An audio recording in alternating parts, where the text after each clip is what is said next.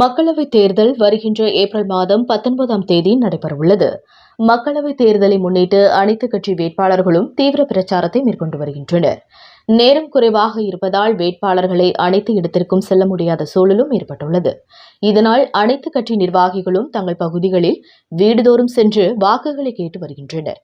மாலை வேளைகளில் குறிப்பாக வீடுதோறும் தங்களது ஆதரவாளர் படைகளுடன் செல்லும் அரசியல் கட்சி வேட்பாளர்கள் அவரவர் சின்னத்திற்கு வாக்குகளை கேட்டு வருகின்றனர். அந்த வகையில் காஞ்சிபுரம் மாநகராட்சிக்கு உட்பட்ட புத்தேரி தெருப்பகுதி, ஏகாம்பரநாதர் சன்னதி தெரு உள்ளிட்ட 10ற்கும் மேற்பட்ட பகுதிகளில் வட்ட துணை செயலாளர் அஸ்வின் ஏற்பாட்டில் காஞ்சிபுரம் மாவட்ட அமைப்பாளர் வாலஜாபாத் கணேசன் தலைமையில் 100க்கும் மேற்பட்ட அதிமுக தொண்டர்கள் மற்றும் பெண்கள் அதிமுகவின் கொடியை கையில் ஏந்தியவாறு இரட்டை இலை சின்னத்திற்கு வீதி வீதியாக சென்று வாக்குகளை சேகரித்தனர்.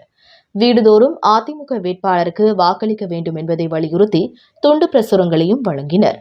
இதனையடுத்து அப்பகுதியில் இருந்த கடைகளுக்கும் சென்று துண்டு பிரசுரங்களை வழங்கிய அதிமுகவினர் இரட்டை இலை சின்னத்தில் வாக்குகளை கேட்டனர். மேலும் அங்கிருந்த சிக்கன் பக்கோடா கடைக்கு சென்ற அதிமுக நிர்வாகிகள் சிக்கன் பக்கோடாவை சமைத்து கொடுத்து நூதன முறையில் பிரச்சாரத்தில் ஈடுபட்டனர். இந்த பிரச்சாரத்தின் போது மாவட்ட கழக பொருளாளர் வி வள்ளிநாயகம், மாவட்ட அம்மா பேரவை செயலாளர் KUS சோமசுந்தரம், மாவட்ட இளைஞர் இளம்பெண்கள் பாசறை செயலாளர் VR மணிவண்ணன், மாவட்ட மாணவரணி செயலாளர் வழக்கறிஞர் திலக்குமார், காஞ்சி மாநகர வடக்கு பகுதி செயலாளர் S ஜெயராஜ், காஞ்சி மாநகர மாமன்ற உறுப்பினர்கள் AK வேலரசு, குட்டி என்கிற சண்முகானந்தம், V பழனிவேல், மாவட்ட இளைஞர் இளம்பெண்கள் பாசறை துணை செயலாளர் நிர்மல்குமார், வடக்கு பகுதி துணை செயலாளர் தியாகராஜன், வட்ட துணை செயலாளர் லோகநாதன், வட்ட பிரதிநிதி சூர்யா, வட்ட மகளிர் அணி பிரதிநிதி ரேணுகா உள்ளிட்டோர் உடனிருந்தனர்.